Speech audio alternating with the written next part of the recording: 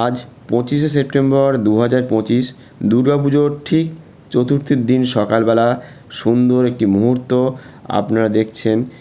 এবং উনি যে কৈলাসে রয়েছেন উনি হয়তো আসতে পারছেন না, কিন্তু ভগবান যে আশীর্বাদ আছে, ভগবান যে আমাদের পাশে আছে তার প্রমাণ হচ্ছে ঠিক আদিযোগীকে আমাদের বিষ্ণুপুর বটতলার মাঠে উপস্থাপনা করা হয়েছে প্যান্ডেলের ঠিক চূড়ায় মাথার ওপরে।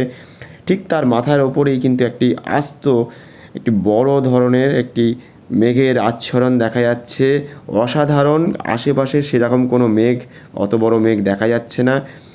এটা ভগবানের আশীর্বাদ না থাকলে এই ধরনের কিছু মুহূর্ত সবসময় দেখা যায় না। সকালবেলা চতুর্থ দিন ভগবান আমাদের প্রত্যেকের জন্য একটা শুভ বার্তা নিয়ে আসছে, এবং তার সাথে সাথে প্রত্যেক ভারতবাসী এবং যত মানবজাতি আছে বা তার সাথে জগতের যত প্রাণী আছে, যত সম্পদ আছে, আমাদের প্রকৃতিকে বাঁচানোর জন্য যেন উনি যেন প্রকৃতির মাঝে আমাদের এই আদিযোগীর মাথার উপরে যেন দেখা গেছে সকালবেলা প্রত্যেকে ভালো থাকবে, এবং তার জন্য যেন ইনি এগিয়ে এসেছেন। এবং তার সাথে যে এটা দেখা যাচ্ছে, এটা সত্যিই বিরল একটা দৃশ্য, যেটা সচরাচর দেখা যায় না। এরকম সুন্দর মুহূর্ত আপনাদের সামনে তুলে ধরতে পেরে নিজেরও ভালো লাগছে যে এরকম সুন্দর মুহূর্ত আমি দেখতে পাচ্ছি। সুন্দর লাগছে এই ধরনের একটি মুহূর্ত দেখে। পৃথিবীর প্রত্যেক মানুষ, গাছপালা, অ্যানিম্যাল যাতে সবাই সুস্থ থাকে, প্রত্যেকে যাতে ভালো থাকে, সেরকমই ধরনের একটা বার্তা যেন আমাদের সামনে তুলে ধরেছেন উনি। সুপ্রভাত। আজ বৃহস্পতিবার, দুর্গাপুজোর আজকে চতুর্থীতে পড়েছে। প্রচণ্ড বৃষ্টিতে কলকাতা ভাসমান, সারা কলকাতাতেই জল।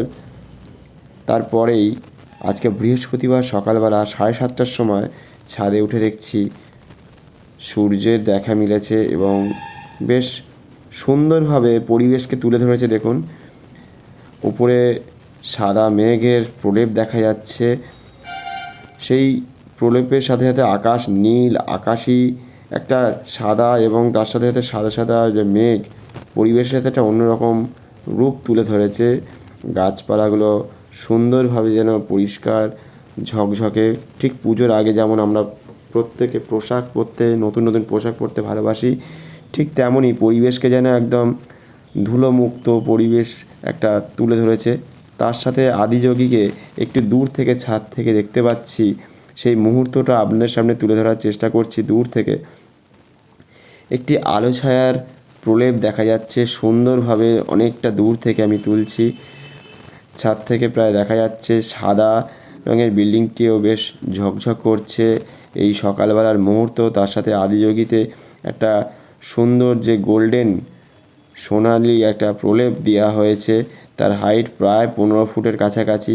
তার আদিযোগীর ঠিক মাথার উপরেই একটা আস্ত মেঘের একটা যেন আস্তরণ দেখা যাচ্ছে।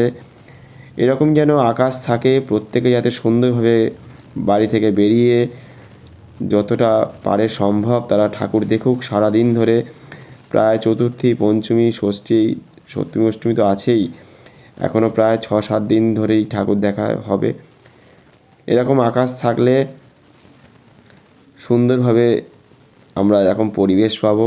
তার সাথে সাথে বিষ্ণুপুর বটতলায় খেলার মাঠে জাগৃতি সংঘের ক্লাব, বিষ্ণুপুর বটতলায় আপনারা আসতে পারেন, যেটি রাজারহাটের মধ্যে পড়ে। বিষ্ণুপুর বটতলা খেলার মাঠ, রাজারহাটে থেকে যারা চেনেন না তারা, রাজারহাটের মধ্যে এটা বিষ্ণুপুর বটতলা, প্রায় 2 থেকে 3 কিলোমিটার 4 কিলোমিটার ব্যবধানের মধ্যে রাজারহাট থেকে। আপনারা আসুন, এসে দেখুন যে এরকম আদিযোগীর প্যান্ডেল করা হয়েছে, সুন্দর গোল্ডেন কালার। এবং এটা সকালবেলার আদিযোগীকে গতকাল রাত্রেই এই এত উচ্চতায় তোলা হয়েছে। বাড়িটির ওপরে প্রায় দেখা যাচ্ছে একটি অন্যরকম মুহূর্ত দেখতে পাচ্ছি। পরিবেশের সাথে গাছের থেকে একটু উঁচুতে আদিযোগী মাথার অংশটা দেখা যাচ্ছে, বেশ হাবভাস করা হয়েছে, সুন্দর লাগছে। সকালে প্রলেপ পড়েছে, একটা স্নিগ্ধ ব্যাপার আছে, যেন হালকা প্রলেপ, সূর্যের যে আলোটা পড়েছে ভীষণই সুন্দর লাগছে। সেই জন্য আপনাদের সাথে তুলে ধরলাম অনেকটা দূর থেকে।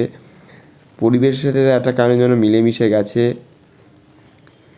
সুন্দর এই যে মুহূর্ত সবসময় হয়তো পাওয়া যাবে না, তাই এই মুহূর্তটা আর হাতছাড়া করতে পারলাম না।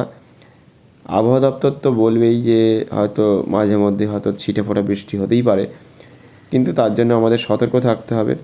কিন্তু যতটা পারলাম তুলে ধরার চেষ্টা করছি যে দূর থেকে এরকম দেখা যাচ্ছে। যারা বাড়িতে বসে দেখছেন তারা তো টিভিতে বা বিভিন্ন জায়গায় দেখবেন, আর যারা বেরিয়ে পড়েছে তারা ঘুরে ঘুরে বিভিন্ন জায়গায় দেখবে ঠাকুর। তাই এই সুন্দর মুহূর্ত আর হাতছাড়া করলাম না, আপনাদের সামনে তুলে ধরলাম। আপনারা আসুন এবং বিভিন্ন জায়গায় ঠাকুর দেখুন সুন্দরভাবে, শান্তভাবে আপনারা এগিয়ে চলুন।